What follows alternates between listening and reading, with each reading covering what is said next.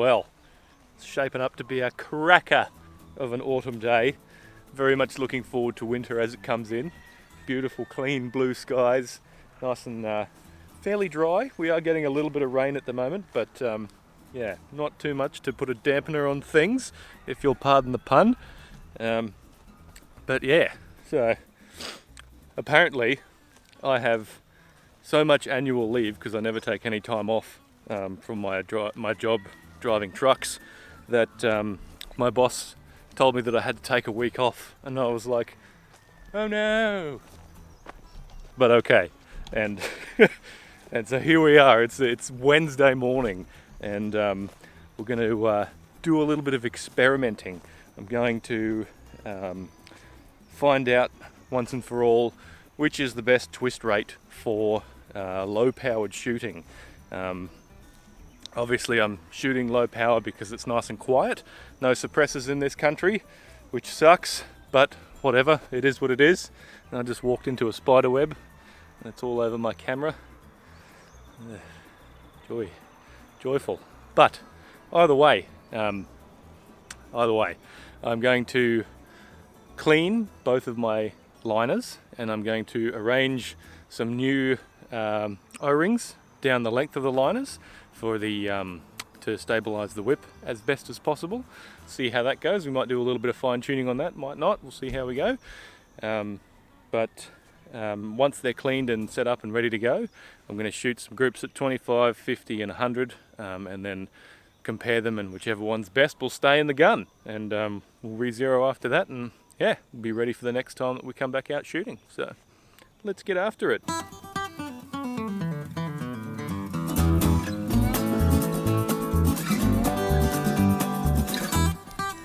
Troublemakers. Oh, you're so old. How about this? Look at that. Well lit, clean bench, looking good. Got my door open, so we've got some nice breeze coming through. Got the fan up the end, looking very comfortable. So happy days. Same can't really be said for the gun though.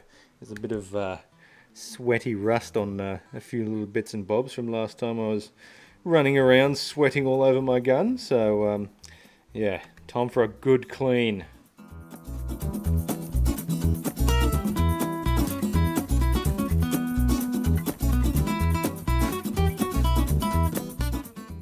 Get some jib up here. So as far as cleaning gear goes, I normally either use a bore snake or something like this. This is just a piece of weed whacker line, whippersnipper trimmer line, and I just melt a ball onto the end of it. You can actually buy proper pre-made ones, but I don't know why you would. If you have a cigarette lighter and a roll of whippersnipper wire from your shed, you can make it for nothing. So that's what I do, and then I just cut a little square, smaller the better. Doesn't have to be big. If it's too big, it'll just pop off the end of that little ball that you've melted on your beduba.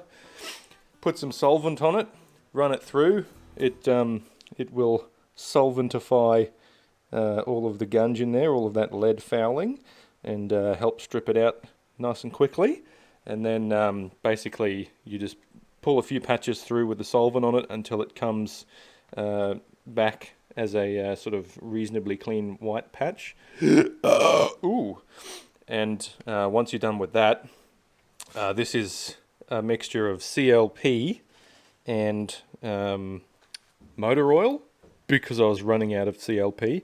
I don't really buy any special gun oils. That's just surplus stuff from the Army surplus shop down the road. But yeah, motor oil works fine as well, I have found. A bit of the old 15W40 diesel engine oil works fine. And I've always got a bunch of that sort of stuff lying around, so I don't see the point in buying specialist gun oils. If you do, I'm down, fire away, but I can't be bothered. So yeah, there you have it.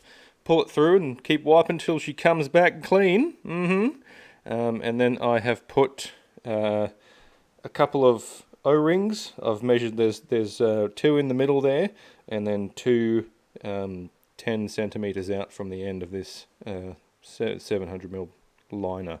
Same again for the pellet liner that's in the gun now. and I just put a little bit of electrical tape over them. You do have to be careful with the tape. It doesn't really do the best job of holding them where they are, so you have to like put a little bit of oil over the top of it and screw it in. Don't just jam it in. And you'll get it in there without breaking the tape, and the tape will hold them in there and they won't wander around like they would if you were just to put them on there and slide that liner in. So, yep, all good. No specialist tools really, just a piece of weed trimming line, some scissors, couple of rags. You don't have to buy specialist equipment if you don't want to, but it does help. So if you have got it, more power to you. I use an old AR-15 cleaning kit as well, because it has cleaning rods and all sorts of other stuff in there that you can use, like a little toothbrush and all that. And yeah, just gave the old girl a bit of a rub down. Any surface rust spots I sort of just rubbed until they came good, so no rust on her anymore. But yeah, now we're ready to go down to the range, do some accuracy testing. And for what it's worth, as far as cleaning goes, I don't clean all that often. My 22 long rifle in the safe over there, that barrel looks like a dirty hole in the ground, and it shoots great. So, as a general rule, I don't clean until accuracy starts to fall off, or if I want to sort of compare apples to apples, because I haven't really shot much out of my slug liner, because I haven't had any slugs yet, so whatever. But yeah, I've put several tins of pellets through my pellet liner, and it's sort of started to drop off a little bit, so figure now's as good a time as any to do something like this. So we'll compare the 1 in 30-ish, I think it's a 1 in 30 for the pellet liner A, and this is in 25 caliber, and I've got the slug liner, which I believe is a 1 in 20 last time I measured it. Can't quite remember, but it's much faster, so it's going to be interesting to see what happens. Oh, lovely. Lovely. So, there is a gentle breeze, but it's nothing compared to the swirly-whirly nonsense that I normally have to deal with here. So, let's get a few shots downrange and see how we go. Target's at 25 metres. Single shot loader from Calm. Love it. Very simple. No sideways pressure on the pellet probe or anything like that. First couple of shots are probably going to be a little strange, going through a super clean barrel. Snappy. We're off to the right a little bit. Interesting to see if it comes back as it fouls up a little bit more. Looks like it's walking its way in.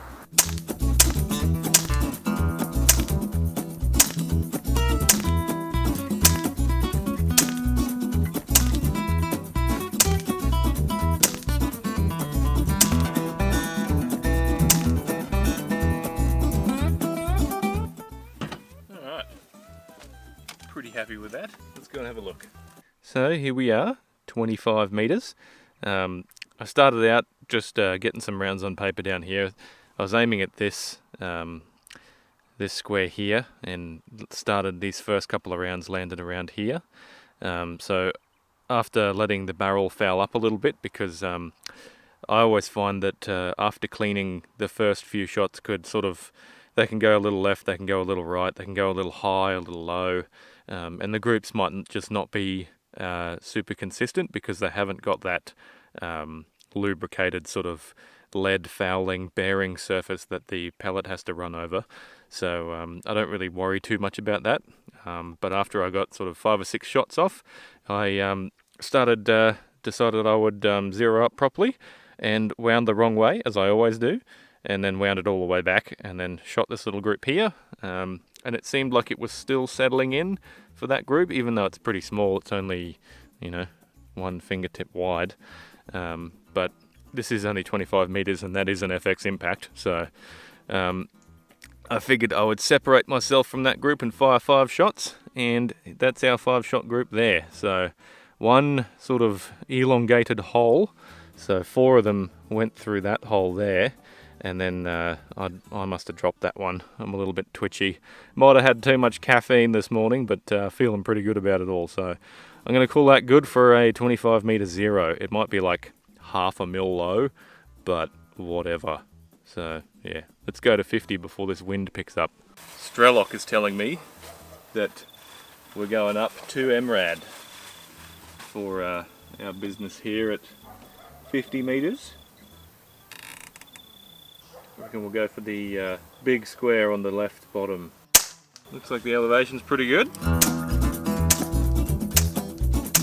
A little bit of vertical stringing. Might just be pellet weight though. Pretty happy with that though. Looks good. I just want to go one more dot to the right. Shoot one more 5-round group, I think, into one of the small boxes. See if I can't actually get a good result here. Wind coming to ruin my day.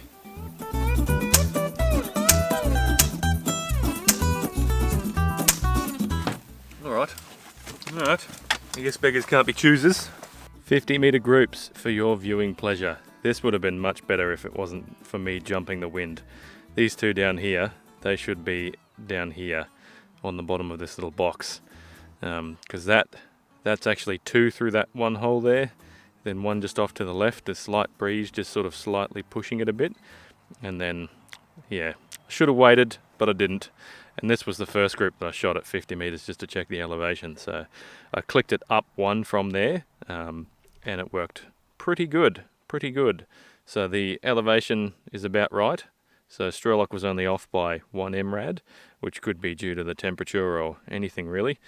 So happy days. Pretty good. Less than 2 fingers at 50 meters. So yeah, it's basically 1 finger in the middle. Pretty good. Especially considering it's on low power. Just gonna jump straight to 100, not gonna bother with 75. Yeah, I reckon we'll have time. I'm just gonna wait, be very patient with the wind, and I reckon we might get a good group at 100 now. All the way down there at 100 meters, from about halfway down, you can't really see it in the grass, but there is a 5k an hour wind gently pushing on through, and it's not too bad though, because it seems like it's not swirling. Usually it's swirling, but it's not swirling today. So we'll set my gun up for 100 meters. What have we got? 108.5 MRAD of elevation. She's going pretty slow by the time she gets down there.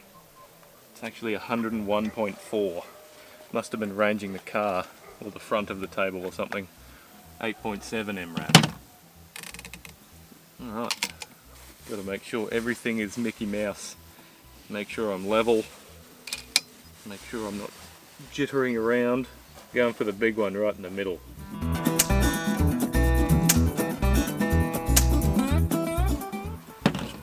Down to 3 k's an hour again.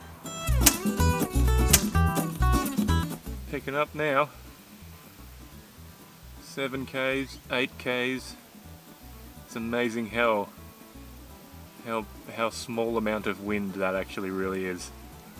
How big of an effect it actually has. Looks like we're back under 3 again. Oh, yeah. Just saw the grass flatten out down the back there. Wonderful. That must have gone a long way to the right. See if we can hit the gong now. Looks like 0.8 of an MRAD. Nice. It's really all I want to be able to do. Gosh. Well, let's go and have a look at that group at least. So here we are at 101.4 meters. Nothing super interesting here to write home about really. This is a fairly big hand-sized group from the extremes, mostly due to the wind.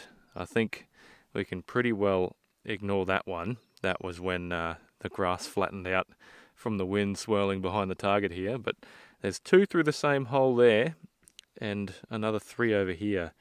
They are 4 fingers apart. So I think it's reasonably consistent for being such a low-powered tune, but more practice, more groups I think. I'm going to keep shooting, and I'm going to adjust for elevation too. A brief interlude to rescue all of my other animals from that stupid horse. Who'd have thought? We'll take advantage of this lull in the wind, see if we can't print a reasonable group at 100 metres. I don't know if I'll be happy with 100 metres if I get a good group at 100 metres. What's next? Where does it end? Does it ever end? I don't know.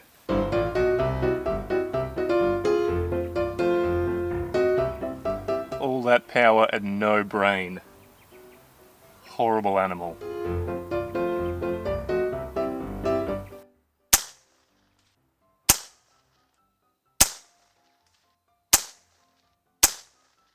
Well, I think it's safe to say that 710 feet per second is ineffective at 100 metres. Rightio, so obviously that's the first group there.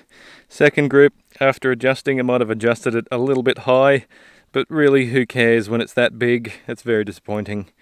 It is what it is though. I'm not super fussed, I just kind of want to be able to shoot 100 metres just for fun. Like most of the hunting I do, especially with this quiet low power stuff, would be well inside of 50 metres, to which it is performing very well at 50 metres, very consistent. But yeah, once you get out here, it's just moving much too slow. So I'm going to change over to the slug liner and staple me up a new Badooba, a new target, and see if it makes any difference. This might take a little bit of messing around to actually get it on paper properly, because I'm not sure of the orientation of that liner. So yeah, quick 5-minute liner change. Wonderful being able to change your twist rate whenever you want. Such a great feature. So I think the first couple of shots are going to be the same as before. A little bit of weirdness until the liners kind of run in, and then once we're sort of all fouled up and ready to go, hopefully we'll be able to put something reasonable down. But just going to use the same dope because I don't think the trajectory will be affected much, if at all, by the twist rate. It's really more bullet stability. I have a feeling that went quite a bit higher. So either this liner is indexed in some strange way, or the twist rate does affect trajectory in some very strange way. So I'll aim at the bottom of the target in the middle. I don't see anything at all, so I will go bottom of the target on the left hand side. That sounded like a hit. Not 100% sure where though. I'll go 1 mil lower. Alright, sounded like that hit my steel backboard. So we'll go 1 mil low on the far right edge of the target. I guess we'll just keep walking it off until we hit the paper. Yep, there we go. Good lord. Right, so it's 5 MRAD right, 3.5 up.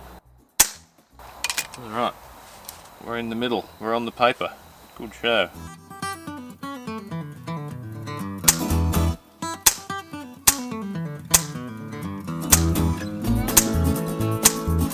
No wind at all, and they're actually landing in a similar spot. Joy of joys.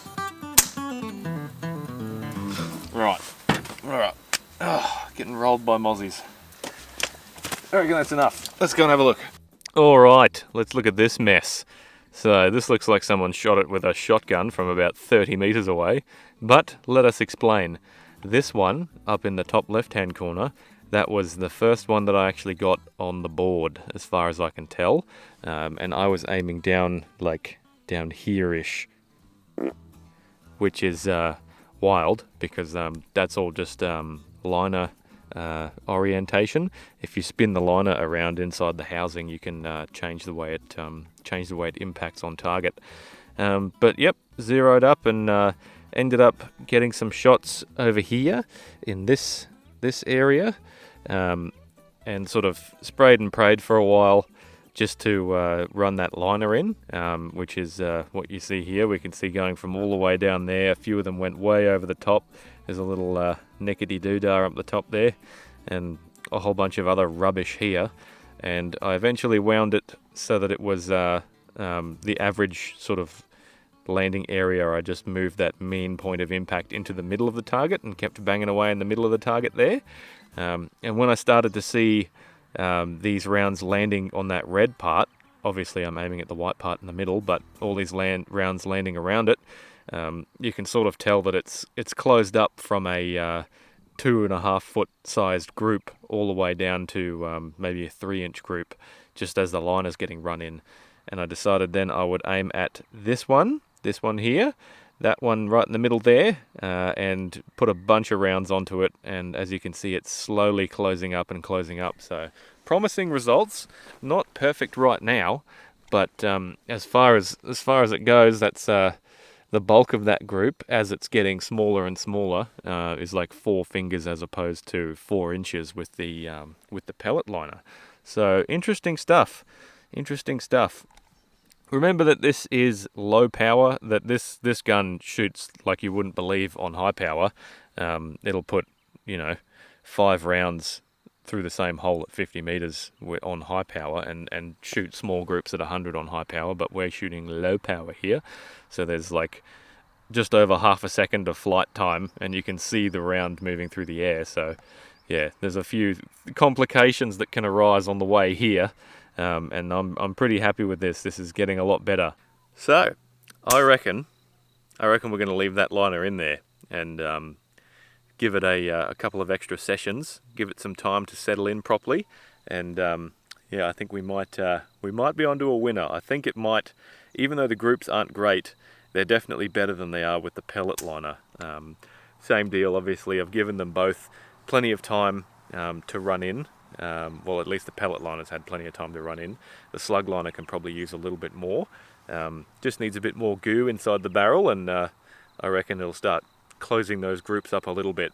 I find that anytime you have a nice clean barrel, it's either going to be really good or kind of inconsistent. It's sort of one or the other. And it's, in my experience, usually my guns don't run as well on a clean barrel. They need to take a few fouling shots to sort of close their groups up and become consistent. And that's exactly what we can see happening here. So I reckon given it a bit more time and a bit more lead in the barrel, we might be onto a winner. We might be hitting that little gong repeatedly at 100 meters on low power. So very good. Happy days. If you enjoyed watching me tinker around with my beloved Impact, don't forget to subscribe, smash that like button, and I will see you in the next one.